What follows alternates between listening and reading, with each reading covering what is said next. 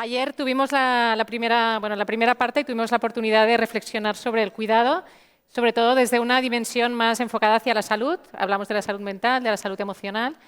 Y hoy seguimos nuestro simposio y nos enfocamos hacia otras dimensiones del cuidado que son realmente también pienso diferentes, igualmente relevantes. Nuestros ponentes nos ofrecerán la oportunidad de considerar cómo el cuidado es algo tan antiguo como la existencia humana, que está presente de formas diversas y, sobre todo, que es esencial para la calidad de nuestras relaciones. Bueno, sin más preámbulos, invito al doctor Xavier Escribano, profesor de nuestra Facultad de Humanidades, que va a presentar al primer ponente, que es el doctor Higinio Marín, recién nombrado rector de la Universidad San Pablo CEU.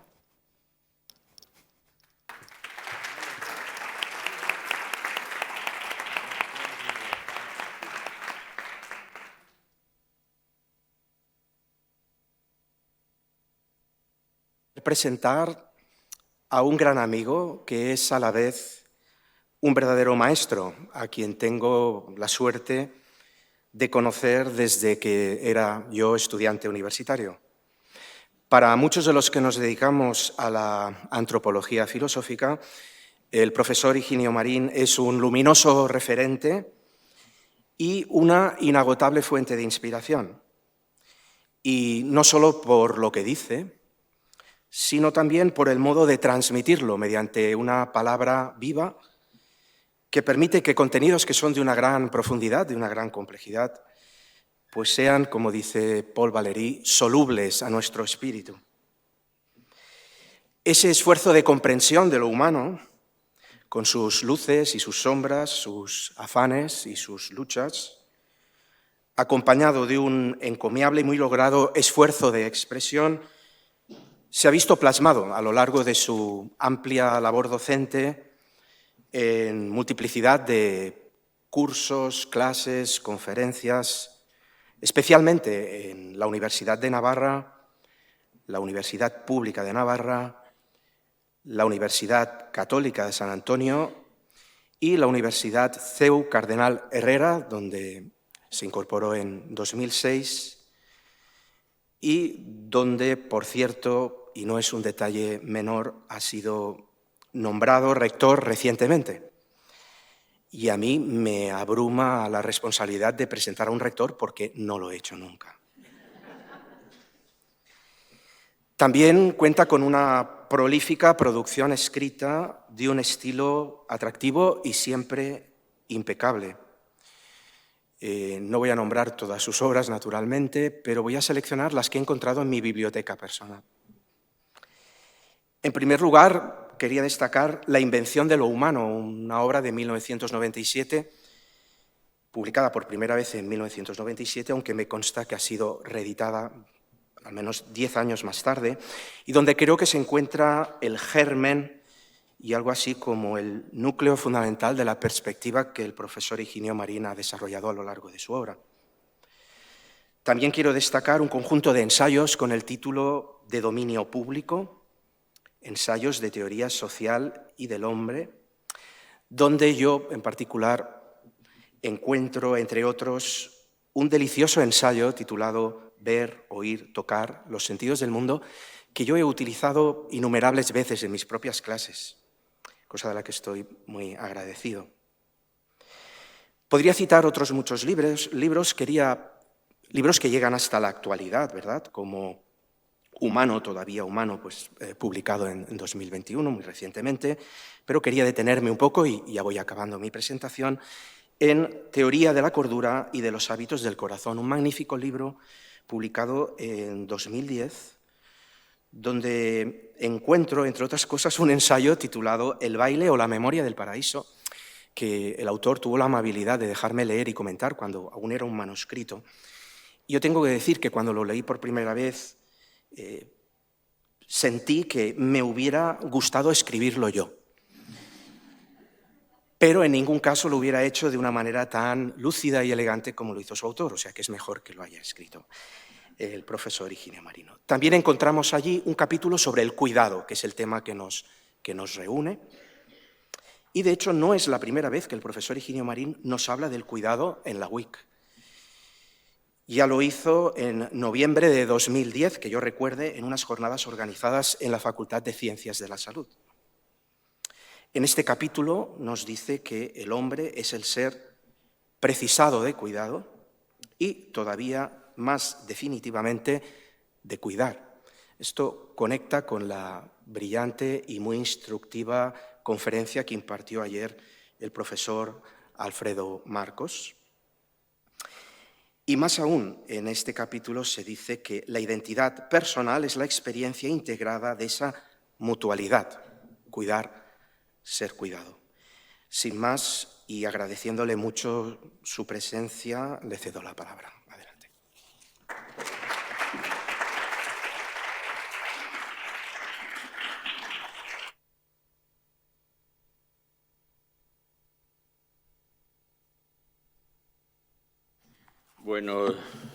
Buenos días, buenas mañanas.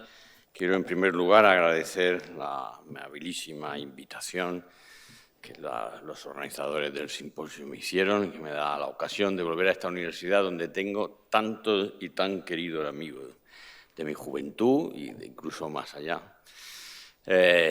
Todo lo que hay de brillante en la presentación que se me ha hecho se debe al profesor Xavi Escribano, que no solo es un amigo, sino que es una persona a la que leo con auténtico deleite intelectual. Y estas cosas se puede decir de un filósofo solo en contadas ocasiones, de los que se puede aprender y entender, pero encima disfrutar haciéndolo es un hecho menos común.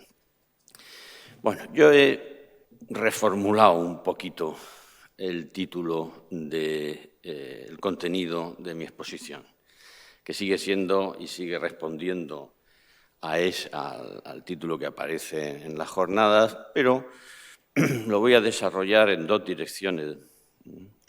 Yo voy a intentar, voy a ensayar una arqueología del cuidado, pero dándole al término arqueología un significado que no es el común o que no es el coloquial, sino el que se sigue de su trazo etimológico. La palabra arqueología tiene entre nosotros un estatus deslucido e inmerecido, porque su etimología es bien noble. Argé, que significa principio, principio generador, principio constitutivo, principio comprensivo, y logos, y eso es lo que voy a intentar. Voy a intentar una indagación, una reflexión de naturaleza arqueológica en torno al lugar que tiene el cuidado en la historia de la humanidad, pero entendiendo historia como el sitio donde el inicio, el momento cero o momento uno, y el principio, que no son lo mismo, resultan peculiarmente afines, peculiarmente vecinos entre ellos. Y lo voy a intentar hacer en dos direcciones. Voy a intentar hacer primero una arqueología objetiva del cuidado, o sea, unos trazos sobre el lugar que el cuidado tiene en términos objetivos para la comprensión, no ya solo del cuidado, sino de lo humano del hombre, o sea, el cuidado como experiencia de la especie. Y un segundo momento, que sería algo así como una arqueología subjetiva o una exploración del cuidado como experiencia de la conciencia, no tanto ya como experiencia de la especie, sino como experiencia de la conciencia. Espero tener el dominio del tiempo para poder hacerlo, porque últimamente, conforme voy cumpliendo años, voy perdiendo el control. Bueno, me parece que desde el punto de vista de la arqueología objetiva, insisto, conservando ustedes el término arqueología en ese sentido, que es más filosófico que el académico y común entre nosotros, la primera cuestión es que nos tenemos que dejar apoyar por las ciencias naturales, y en particular por aquellas ciencias naturales que estudian la especie humana, y en concreto los rasgos anatómico-morfológicos de la especie humana. Y cuando acudimos a esas ciencias, en particular a la zoología, nos dicen que el rasgo que define anatómica y morfológicamente al sapiens, a nuestra especie, es la condición bípeda. Es así, además, no solo desde el punto de vista de la zoología, sino también desde el punto de vista de la antropología filosófica y de la antropología física. No me voy a fijar en ese asunto de un interés deslumbrante para un estudioso al menos. Me voy a fijar en una consecuencia derivada y antecedente del bipedismo, que son las transformaciones que se producen en la estructura pélvica y que básicamente consisten en un estrechamiento y en una reformulación de su postural, de la pelvis respecto al conjunto de la osamenta humana, para permitir la inserción femoral más cercana y paralela, en una simetría paralela, que va a permitir un desplazamiento eficiente de carácter longitudinal y que va a evitar ese zigzagueo que hacen los primates y que tiene que ver precisamente con que en ellos la estructura pélvica todavía tiene una forma curva y grande. Básicamente, la transformación de la pelvis humana que va a permitir un bipedismo eficiente como estrategia locomotora predominante es un achicamiento, una disminución. Pero esa disminución entre una especie mamífera tiene un efecto secundario de primerísima importancia, que es el angostamiento de la oquedad pélvica, de la oquedad, del hueco, que es a su vez el perímetro máximo que puede tener el canal del parto, de donde se sigue unas características del parto humano, permítanme ustedes que hable en términos, en jerga antropológico-zoológica, de la hembra humana, que van a condicionar por completo a la especie. En primer lugar, porque, como ese estrechamiento de la oquedad pélvica cursa en simultáneo con un aumento del perímetro craneal, hace que el tránsito del parto, tenga que precipitarse respecto del conjunto de los homínidos y dé lugar a una prematuridad zoológica, no a una prematuridad médica o clínica, sino a una prematuridad zoológica que es severísima. Los zoólogos y los anatomistas estiman que si el neonato humano naciera con una madurez orgánica similar a la de la media de los grandes monos antropoides, el parto humano tendría que retrasarse el 40% del tiempo. O sea, el embarazo humano tendría que prolongarse el 40% del tiempo. Tendría que ir a no menos de un embarazo de 13 meses. Esos 13 meses no pueden tener lugar, físicamente hablando, porque el tamaño medio del cráneo no podría transitar por el tamaño medio de la oquedad pélvica.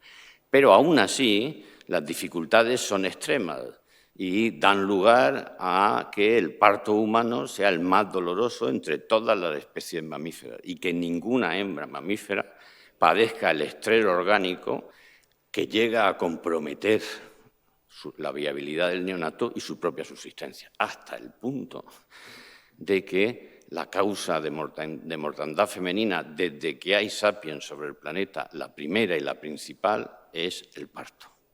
Y es así en todos los lugares y en todos los tiempos, excepto en aquellos en los que se ha implantado lo que podemos conocer como la medicina moderna, que requiere de vías terrestres de rápido tránsito, de facultades de medicina, de escuelas de enfermería, de asepsia quirúrgica, de farmacología avanzada, o sea, más o menos el desarrollo de la medicina que había en 1930 en Alemania, Centro Europa, Inglaterra y algunas pocas regiones más de Estados Unidos. En el resto del mundo, también hoy, donde no está implantada esa red de infraestructuras materiales, cognitivas y sociales, el parto humano sigue siendo la principal causa de mortandad femenina, lo es en extensas regiones de África, lo es en extensas regiones andinas y amazónicas, lo es en extensas regiones de Oceanía y Asia. Esto es un contrasentido zoológico. Que una especie evolucione de tal manera que el hecho inaugural de la subsistencia genere semejante mortandad materno-infantil, es una incógnita, es un auténtico enigma zoológico y antropológico. Y genera una consecuencia que para nosotros es luminosa, y es que la hembra humana es la única, prácticamente, lo único en zoología no existe.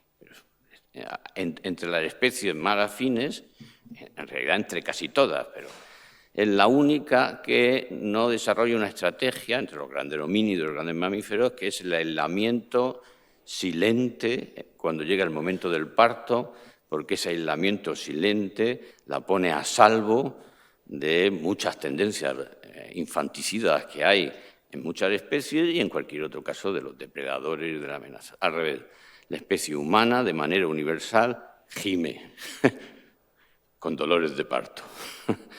Y eso genera una conducta sorprendente zoológicamente, y es que alguien no comprometido vitalmente en el trance del parto concurre en su auxilio y que convierte al parto en un acto social y no en un acto fisiológico. Ese auxilio es el vestigio arqueológico más temprano que podemos encontrar del cuidado con una dimensión singular que es la auxiliadora.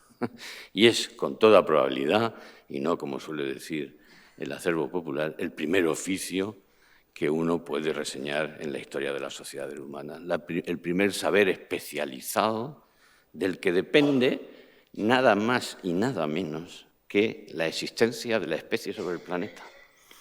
Porque con estimaciones hoy ya muy solventes y muy fiables y muy documentables, si el parto humano no fuera auxiliado por un tercero, es una práctica universal y sin excepción, salvo la que les voy a anotar ahora, la mortandad materno-infantil sería de tales proporciones que no se produciría reposición generacional. Es decir, si el parto humano no tuviera naturaleza social,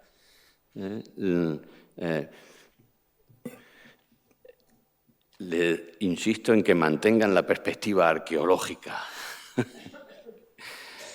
porque lo que a mí me interesa es lo que se revela, lo que se muestra ahí, la subsistencia de la especie humana. El cuidado no es algo que los seres humanos hacemos, no al menos fundamentalmente. El cuidado empieza por ser, si adoptamos una perspectiva objetivo específica, la razón que explica la existencia de la especie humana sobre el planeta. Este es el asunto que me interesa.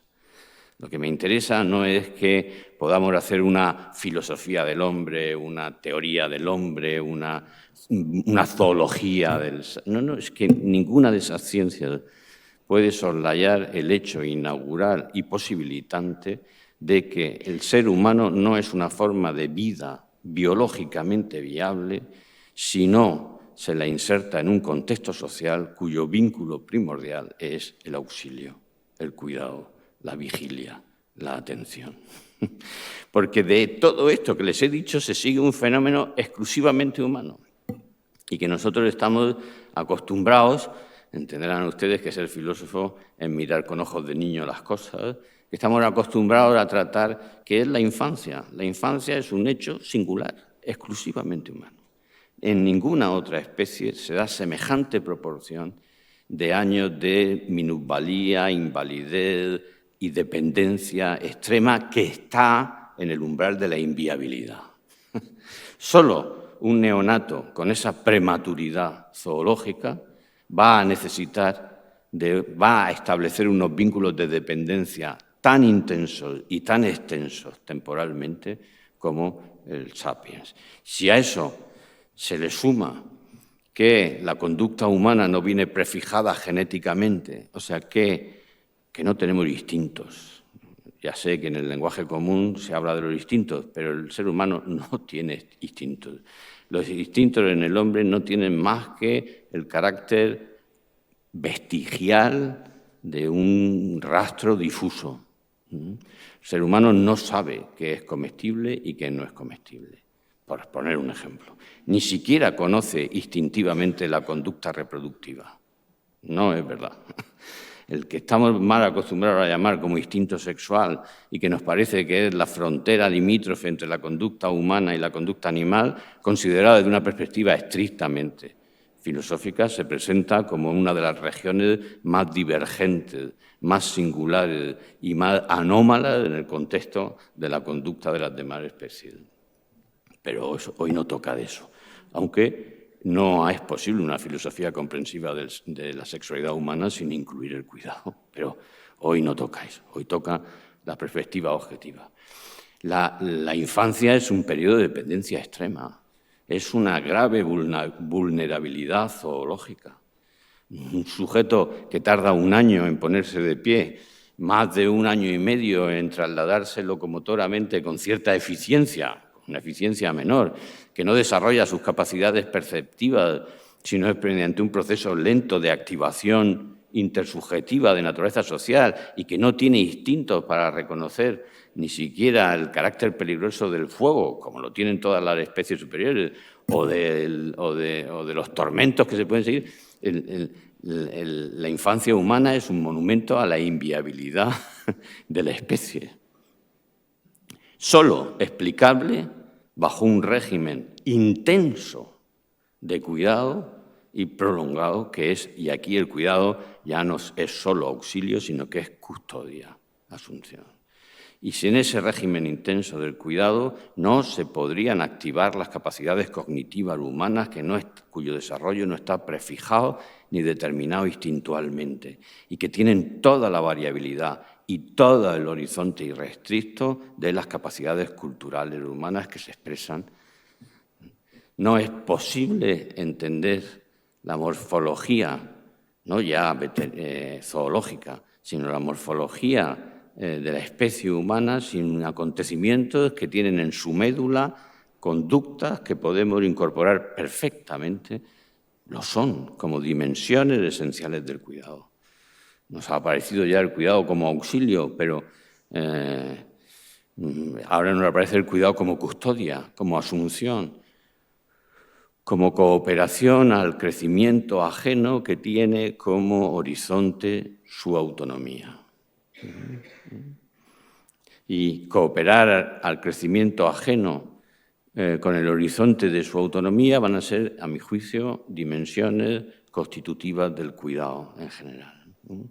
Pero hay un tercer elemento, obviamente hay muchos más.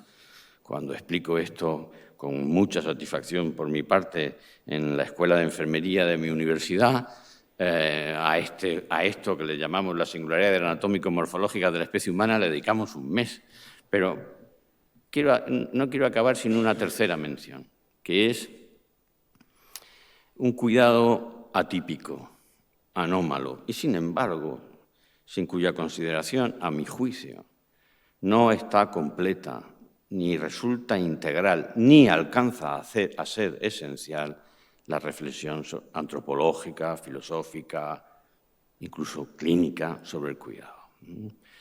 Uno de los vestigios que documentan, dicho en sentido técnico, o sea, que generan certeza científica sobre la índole humana de los autores de aquellos vestigios es la práctica de enterramientos. Ningún otro bicho hace nada con sus muertos. Algunos de ellos comérselo, pero y sobre todo los insectos, pero hay conductas zoológicamente muy reseñables que producen fascinación entre los zoólogos y que a nosotros nos van a interesar, porque es la conducta, la anomalía conductual que rompe con todos los patrones instintuales de la hembra mamífera respecto de su cría, mientras se produce la dependencia lactante. Y eso lo vamos a ver ahora, pero muy brevemente. Y que llega incluso a acompañar en la agonía, pero certificado instintualmente la muerte del neonato, del infante o de la cría, la hembra abandona el cadáver sin ninguna.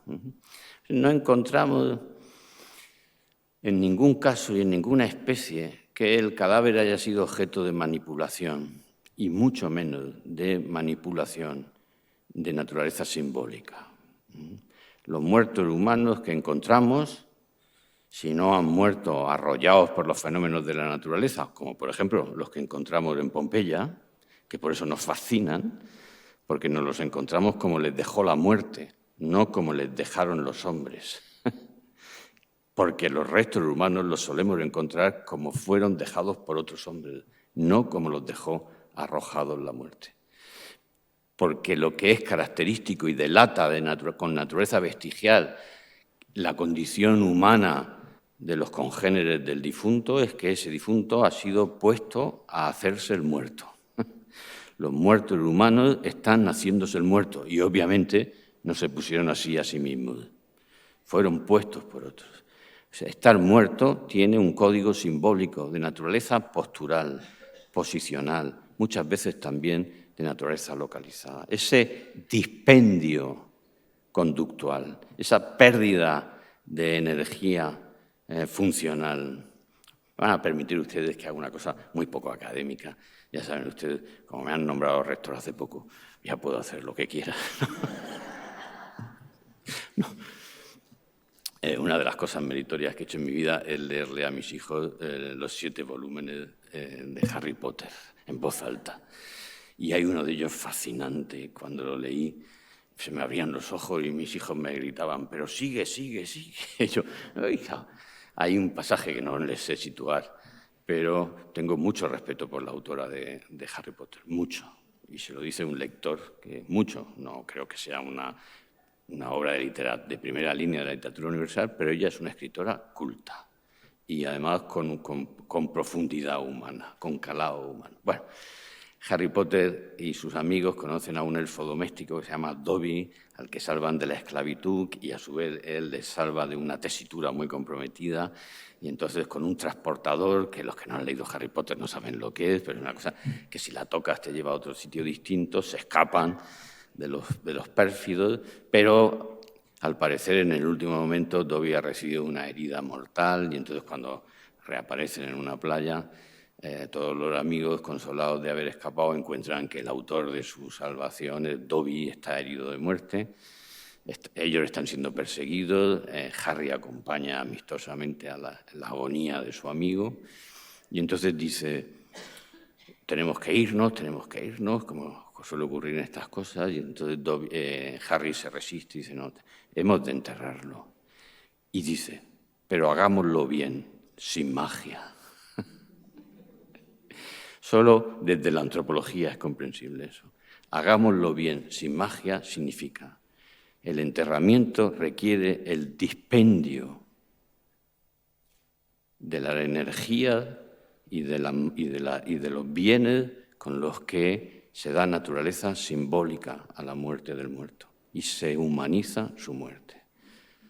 Ese dispendio, que es de naturaleza simbólica, es la forma postrera del cuidado. Un cuidado que solo el sapien practica, porque solo el sapien experimenta que al respecto de sus muertos le restan deberes que cumplir después de la muerte del muerto. Y eso se llama religare, esforzarse por mantener junto lo que la muerte ya ha separado irremisiblemente. Y eso es una dimensión natural y antropológica constitutiva del cuidado. Cuida el que quiere evitar que se rompa, se fracture y se separe lo que aspira desde sí para mantenerse unido. La integridad de la realidad, la integridad preservada a través del tiempo de la realidad es la inclinación metafísica del cuidado.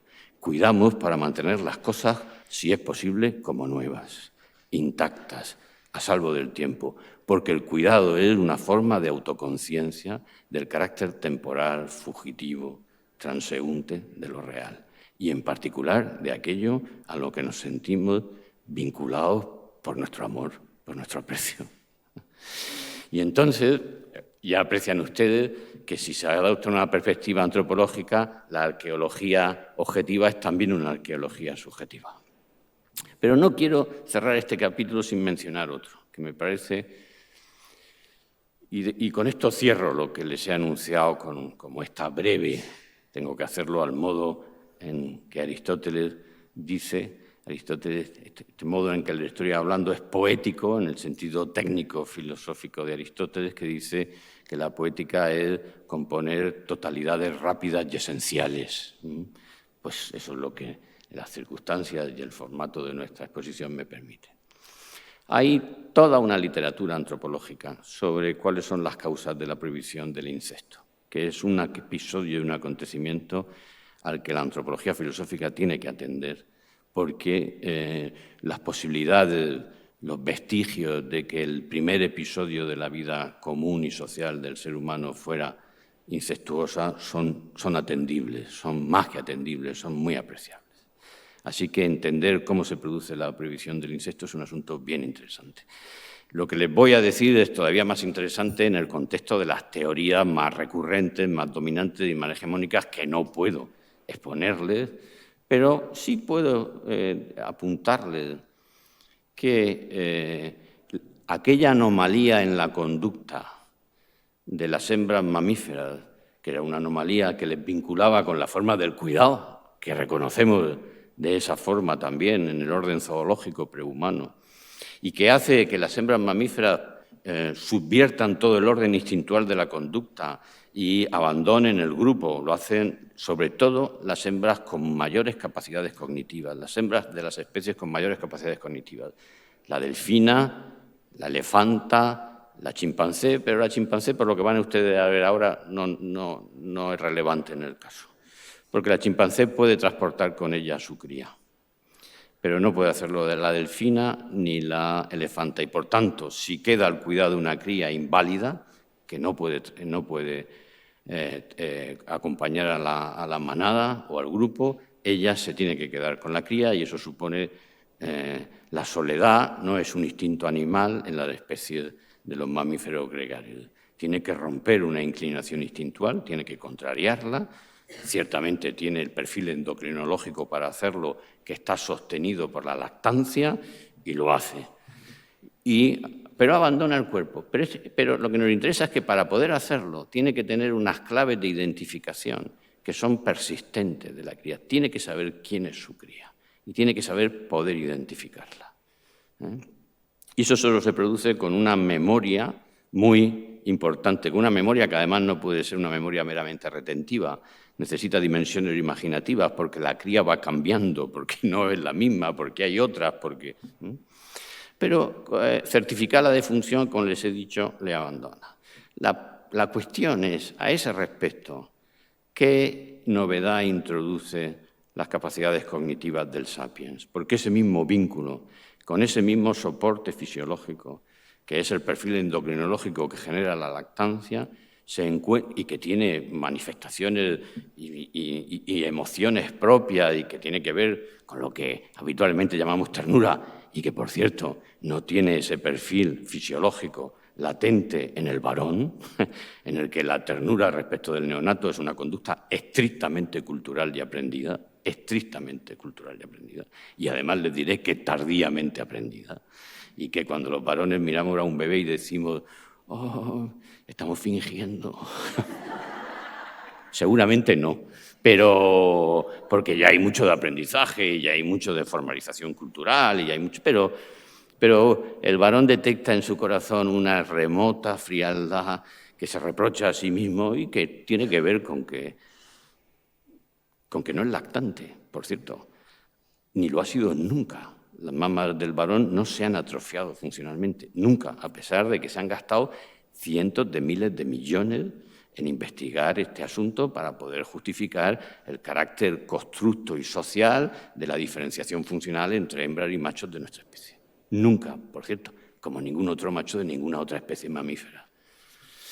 Pero dicho esto, las singularidades de la hembra humana son de naturaleza cognitiva. O sea, lo que distingue a la hembra de la especie humana, de las hembras de las especies con mayores capacidades cognitivas y mamíferas, es que mientras que las hembras de las otras especies no olvidan durante mucho tiempo quién es el hijo, la hembra de la especie humana no lo olvida nunca.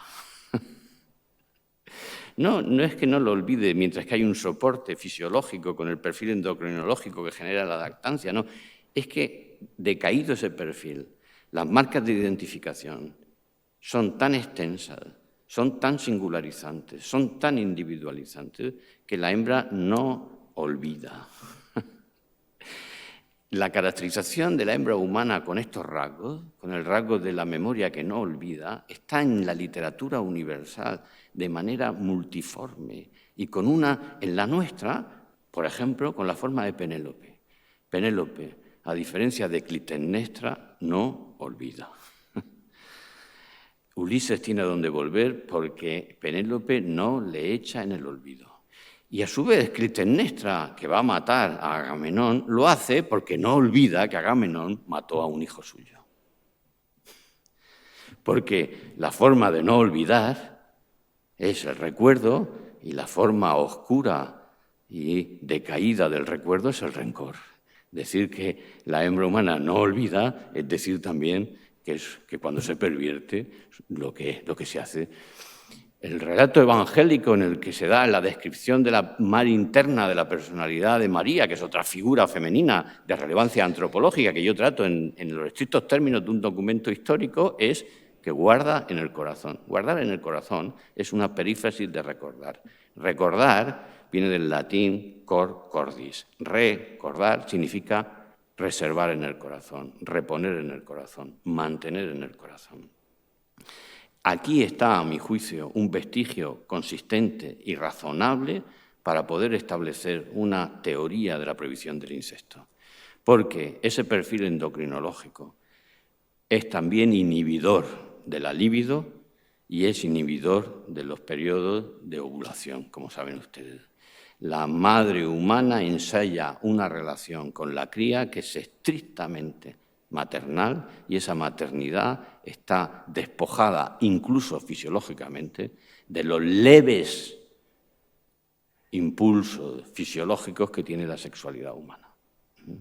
La madre no olvida al hijo y no lo olvida con el estatus de hijo, que es exactamente lo que olvidan las leonas, las elefantas y las delfinas, que pasado el periodo de dependencia lactante entablan relaciones con los hijos. Y si la madre no olvida al hijo y no lo hace en ningún caso, y esto es un dato no zoológico, es un dato político. La preocupación de Stalin cuando eliminaba a alguien era su madre y sus hijas.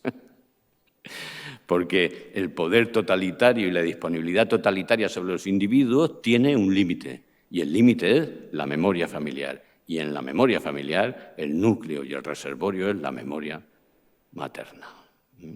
Y este es sin sesgos ideológicos, sin pretensiones no es el parricidio freudiano el origen probable de la prohibición, o sea, de la inhibición del deseo sexual en un tipo de relaciones con intensa relación emocional. Y por eso mismo, mientras que en la mujer la prohibición del incesto puede tener esta textura, y porque la ternura, por eso mismo, la prohibición del incesto en el caso del varón es aprendida, cultural.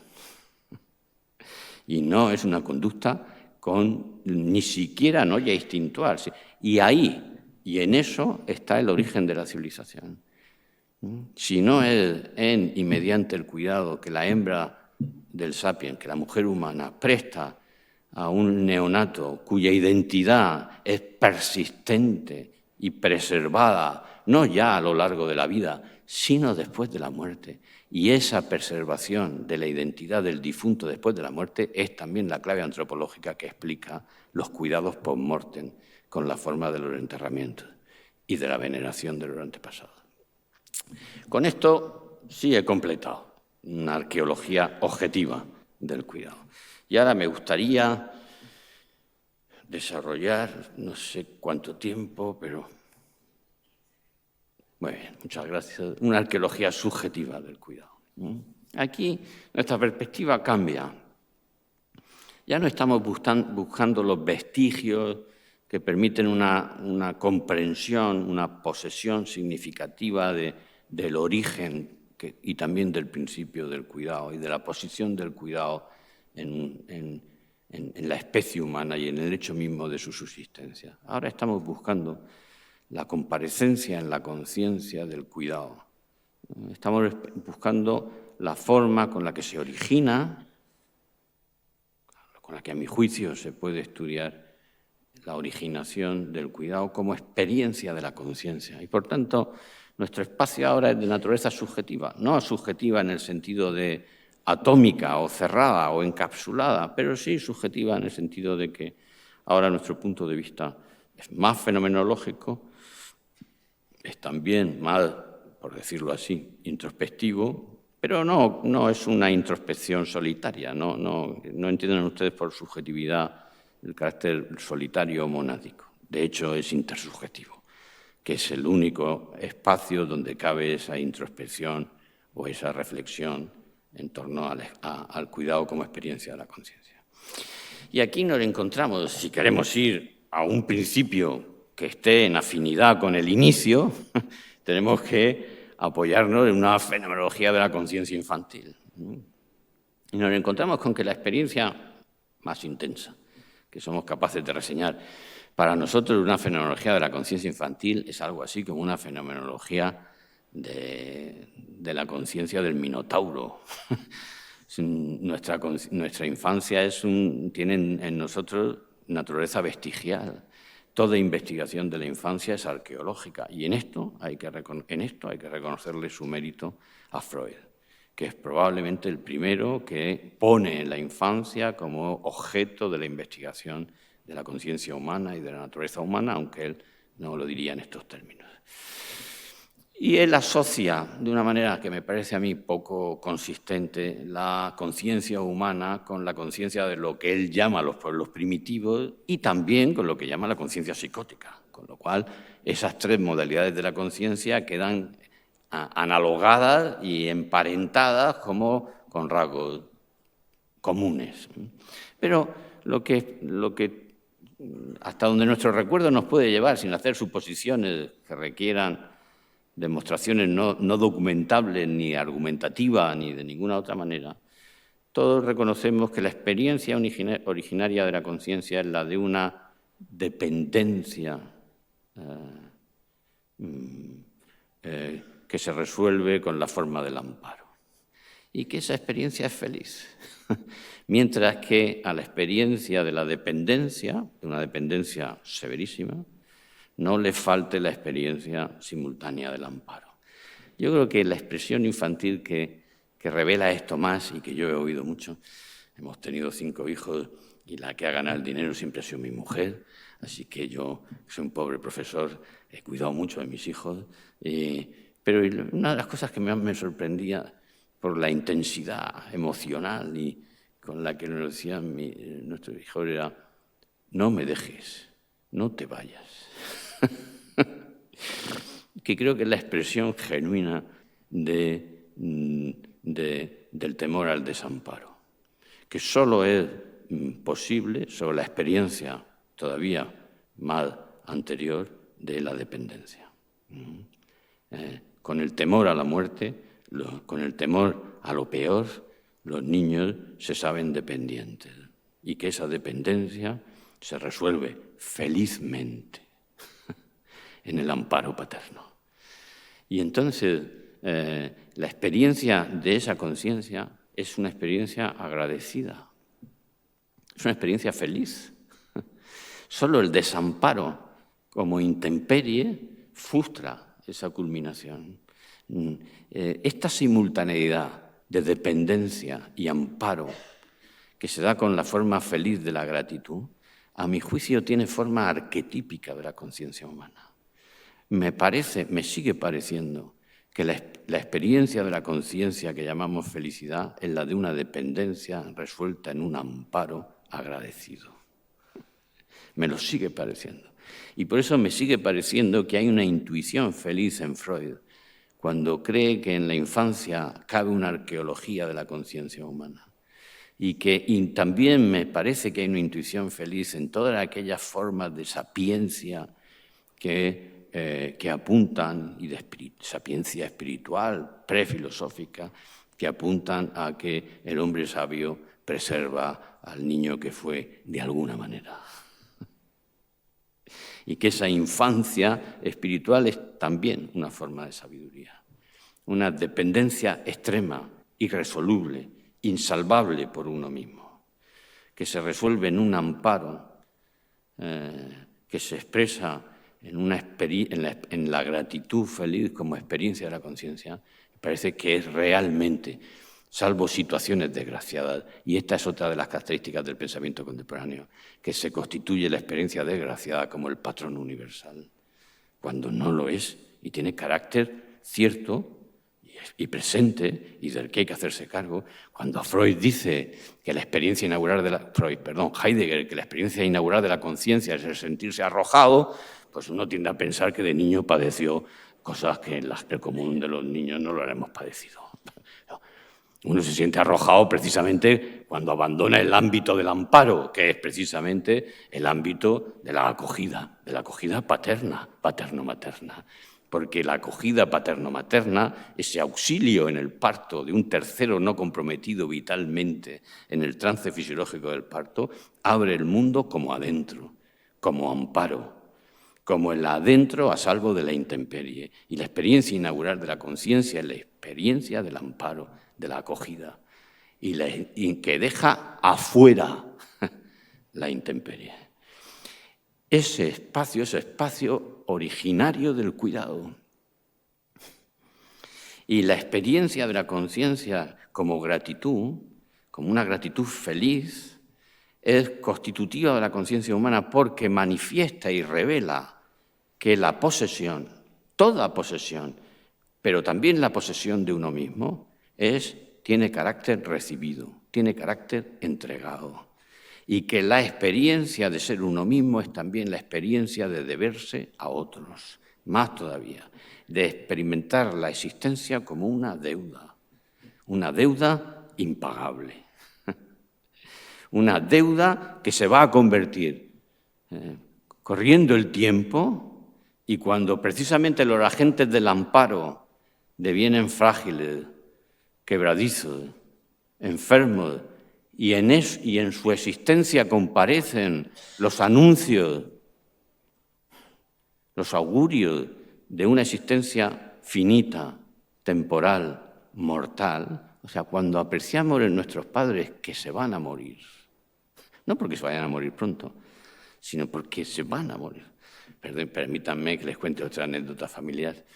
Nosotros hemos tenido 5 hijos y la más pequeña de todas, que ya es una profesional, un día, no sé por qué, porque esto les pasa a unos niños y a otros no, me vino a ver, yo estaba haciendo lo que siempre hago, que es leer, y entonces se metió entre yo y el libro, que es lo que los niños saben hacer, y entonces yo vi que ya tenía los ojos llorosos y me dijo, papá, no quiero que te mueras.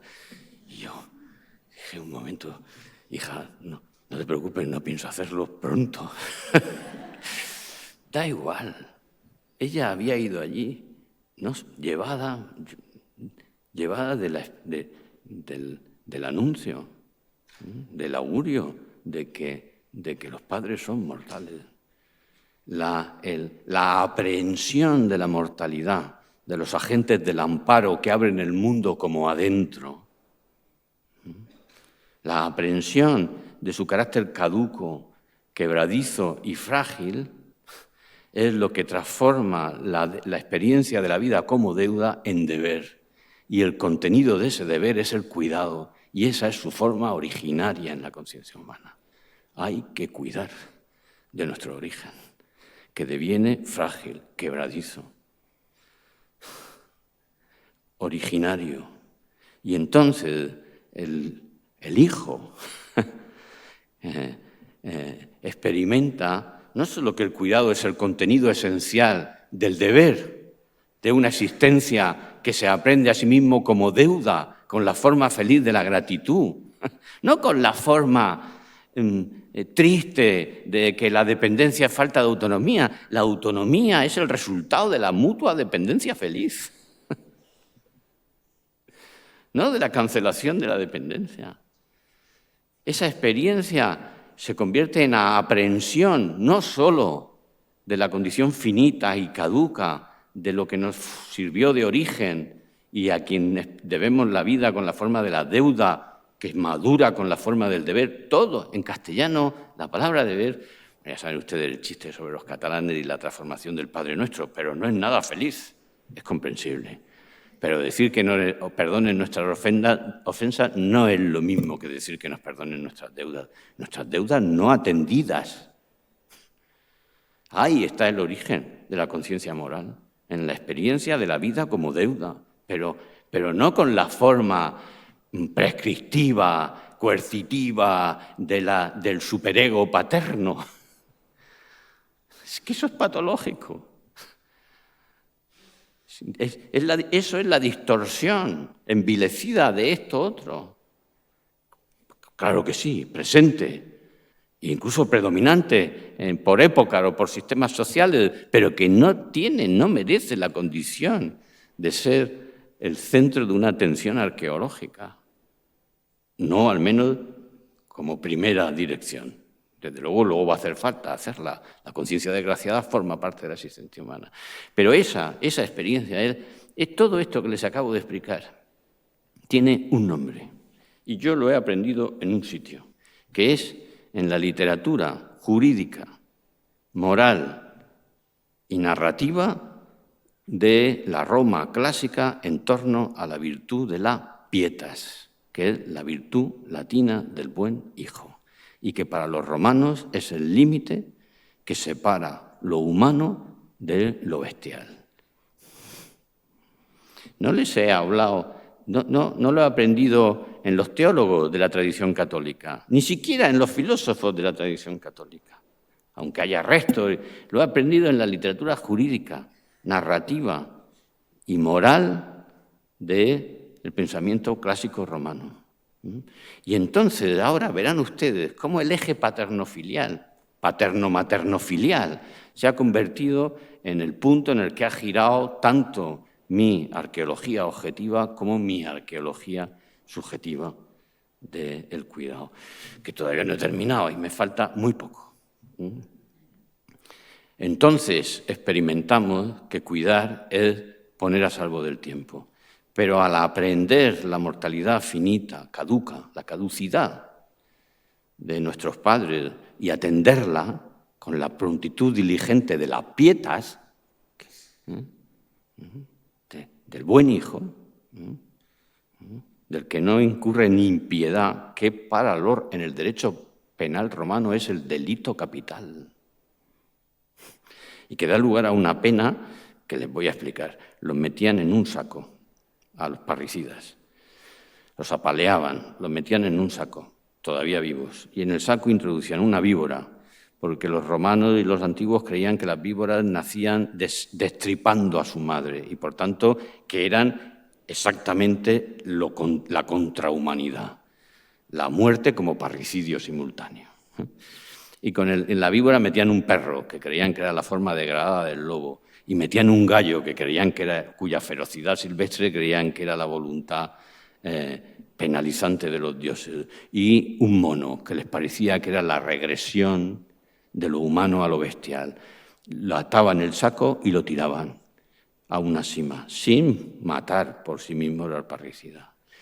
Esa pena es la pena de morir insepulto, con una regresión forense a la condición bestial en la que los restos del parricida iban a estar confundidos con los de las bestias más desdeñables que había sobre tierra. Esa pena es una pena metafísica.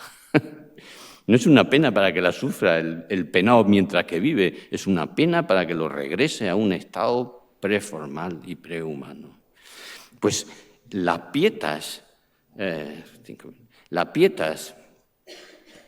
como experiencia de la conciencia del cuidado, es también la aprehensión, y este elemento es crucial, de la propia condición caduca. El niño que llora por la muerte de su padre llora por la condición caduca y mortal de todos los seres humanos, porque esa aprehensión se produce en el origen, en lo paterno, pero es también la aprehensión de la propia caducidad y es potencialmente la aprehensión de la condición universal, vulnerable, quebradiza, y ahí, permítanme ustedes, ahí me parece a mí que nace, que no puede nacer en otro sitio, el cuidado como vocación, como experiencia de la conciencia. como vocación humana general, que luego se especificará, pero como condición humana. Y además, este movimiento de la conciencia incoa un episodio sin el cual, incoa haciendo posible un episodio sin el cual, si no tiene lugar, no se preserva, que es la ampliación de esa inclinación auxiliadora del cuidado respecto de aquellos que experimentamos la vida como una deuda, la ampliación de esa experiencia y de ese reconocimiento a lo humano en general, que tiene en el mundo antiguo una institución fascinante, que es la hospitalidad, la acogida en el dentro, que es amparo del desconocido, no del familiar, no del padre, no del hermano, ni siquiera del vecino, del desconocido, del que viene a nosotros llevado no de nuestra invitación, sino de su necesidad, de su apremio, de su dolencia. Y entonces se entiende que la virtud de la hospitalidad, la ampliación irrestricta del cuidado más allá del entorno del dentro familiar, abre un nuevo dentro de naturaleza y de cualidad distinta, que tiene en lo que les he contado su arqueología antropológica, pero que tiene una cualidad de índole distinto, porque el hábito de la hospitalidad abre el umbral de la acogida del hospital, de la acogida del peregrino, del extraño, del caminante, de aquel que se acoge con el horizonte de que parta, porque la hospitalidad no es solo el don de la acogida, es también el don de la despedida, de una despedida restablecida, restaurada, en la que el primer ingreso hospitalario se produjo en aquel lugar de acogida de los caminantes, de los peregrinos, en los que un caminante no pudo seguir su camino, porque llegó enfermo, doliente, desnutrido, y quedó al cuidado, ya no solo de la acogida, sino al cuidado de los hábitos del dentro. No les puedo explicar los hábitos del dentro porque ya sé que estoy rozando el tiempo, pero les diré que todos ellos tienen una misma dirección: restaurar en el principio al otro, volver a hacerlo capaz, o sea, asistirlo con el horizonte de su autonomía, de que pueda volver a seguir su camino. Los 4 hábitos fundamentales de la hospitalidad son el baño, la alimentación, el sueño y la conversación. Y todos ellos, piensen ustedes, ¿quién no ha dicho al salir de la ducha que se siente como nuevo? Restaurar y reponer algo en la novedad de su principio, eso es cuidar. Y entonces el cuidado se hace hospitalario, se hace universal, y ahí se hace profesión, porque los que practicaron el cuidado universal e irrestricto eran también aquellos que habían profesado la perfección de los consejos evangélicos con la forma de las órdenes religiosas hospitalarias que levantaron los hospitales en los caminos a Jerusalén y Santiago y a Roma. Pues yo he acabado, ha sido un placer, les agradezco que me han dado ustedes algo que me deja en deuda perpetua con ustedes, que es su atención. Muchas gracias.